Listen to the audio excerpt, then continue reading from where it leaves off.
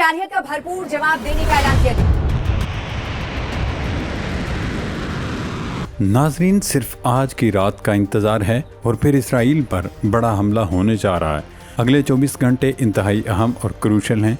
मुस्लिम मुल्कों ने सियोनी रियासत को ईंट का जवाब पत्थर से देने और नेतन्याहू को उनके गुरूर, तकब्बुर और रऊनत का जवाब देने का फैसला कर लिया है।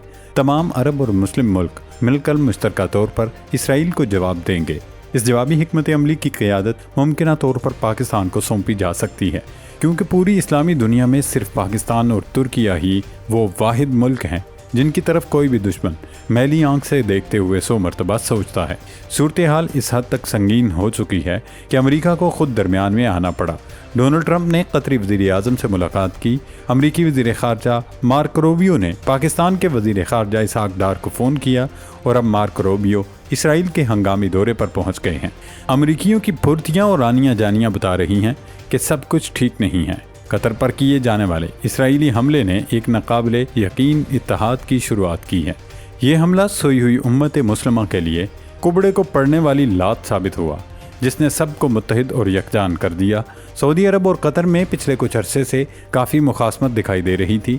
सूरत हाल इस नहज पर पहुंच चुकी थी कि सऊदी अरब की ख्वाहिश या हुक्म पर GCC या खलीज तावन तंजीम से अरबों से कतर को निकाल दिया था।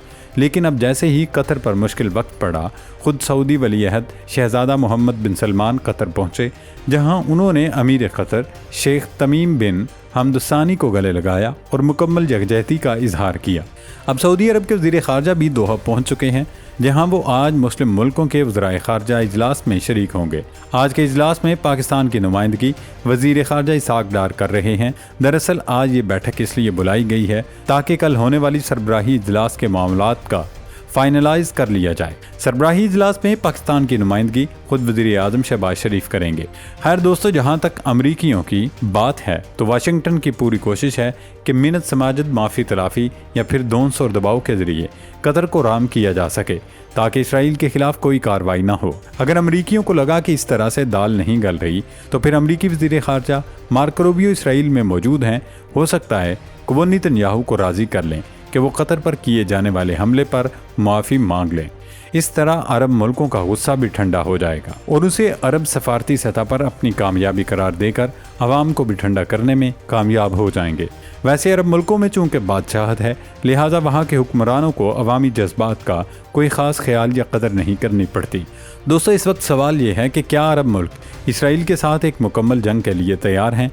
पाकिस्तान किन शराइत और कौन सी हिकमत अमली के साथ क़यादत संभालेगा? क्या वाकई कतर इसराइल के साथ मुकम्मल जंग अफोर्ड कर सकता है? कल होने वाले सरबराही इजलास में किए गए फैसले बताएंगे कि अरब मुल्क अपनी सलामती, सालमियत और ख़ुद मुख्तारी के लिए क्या लाए अमल इख्तियार करते हैं, क्योंकि अगर इस बार कुछ नहीं किया तो फिर इसराइल के लिए न सिर्फ सऊदी अरब समेत दूसरे मुल्कों को निशाना बनाने का रास्ता खुल जाएगा, बल्कि एक तरह से उसे खुली छूट मिल जाएगी कि वो जब जहाँ चाहे हमला करता फिरे। दोस्तों, इस वक्त दुनिया का मंजरनामा बदल रहा है। मुस्लिम दुनिया की तवज्जो, आलमी ताकतों की कशमकश और पाकिस्तान की मुमकिना क़यादत तीनों मिलकर आने वाले दिनों के नक्शे का तयन करेंगे। पाकिस्तान के लिए भी ये एक अहम फैसलाकुन और नाजुक मोड़ है, जहां हर लफ्ज़ मुलाकात और फैसला आने वाले कल का तयन करेगा। नाजरीन, अमेरिका जितनी कोशिशें इस वक्त कतर या इस्लामी मुल्कों को इसराइल पर हमले से रोकने के लिए कर रहा है, अगर उसकी आधी कोशिश भी सियोनी रियासत को हमले से बाज रखने के लिए करता तो सूरत हाल हरगिज़ इस नहज पर ना पहुंच पाती।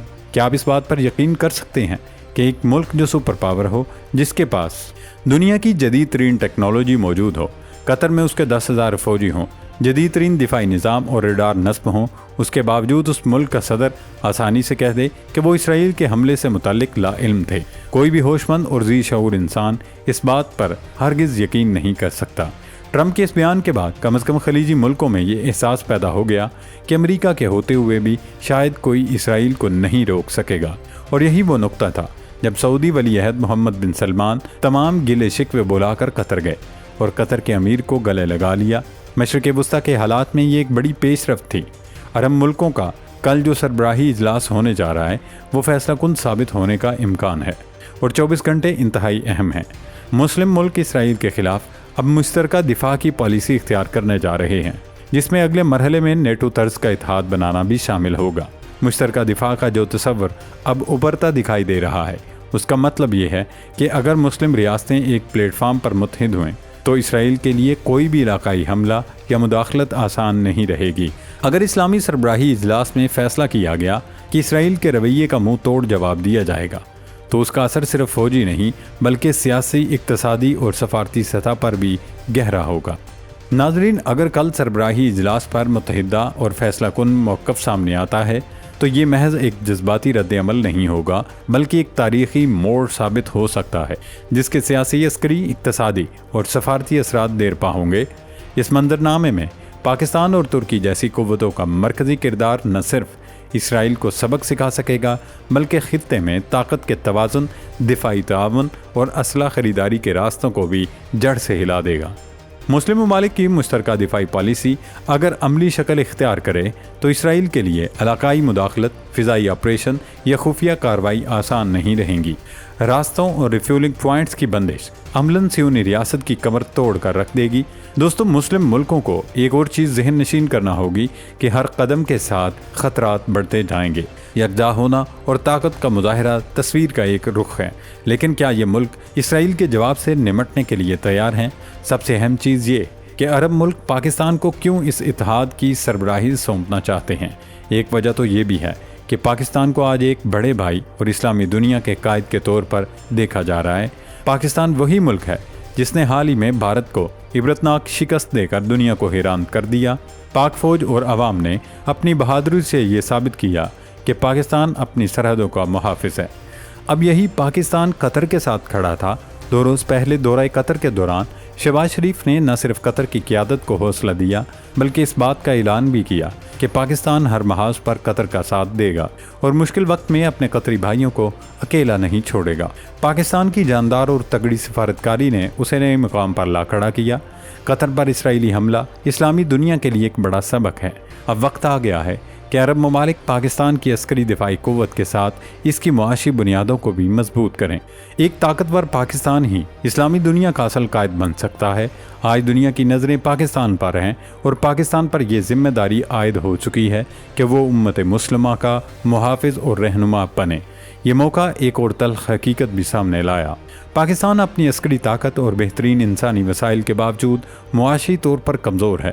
دوسری طرف وہی عرب ممالک جنہیں اللہ نے تیل کی دولت سے نوازا ہے، امریکہ کو کھربوں ڈالر کے معاہدے دے کر خوش کرتے ہیں۔ امریکی صدر ٹرمپ 1000 ارب ڈالر کا معاہدہ صرف متحدہ عرب امارات سے کر کے گئے، جبکہ سعودی عرب سمیت پورے خطے سے 2500 ارب ڈالر کے سودے کر گئے۔ لیکن پاکستان جب 1 یا 2 ارب ڈالر کی ضرورت ظاہر کرتا ہے تو اسے سخت شرائط اور طویل مذاکرات کا سامنا کرنا پڑتا ہے۔ حقیقت یہ ہے کہ اگر عرب ممالک چاہیں تو پاکستان کو 25 سے 30 ارب ڈالر سرمایہ کاری کی شکل میں فراہم کر کے اسے معاشی طور پر اپنے پیروں پر کھڑا کر سکتے ہیں۔ ایک مضبوط پاکستان نہ صرف اپنی حفاظت کرے گا بلکہ عرب دنیا کے لیے بھی ایک ڈھال بنے گا اور صحیح قیادت کے ساتھ اپنے برادر اسلامی ممالک کا دفاع بھی کر سکے گا۔ خلاصہ یہ کہ مسلم امت کا جو اتحاد اب سامنے آ رہا ہے وہ موقع بھی ہے اور ذمہ داری بھی۔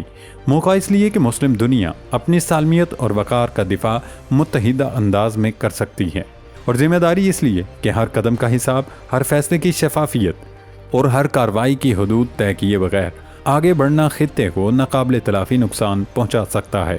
اللہ رب العزت پاکستان سمیت تمام اسلامی ممالک کی حفاظت فرمائے۔ پاکستان زندہ باد۔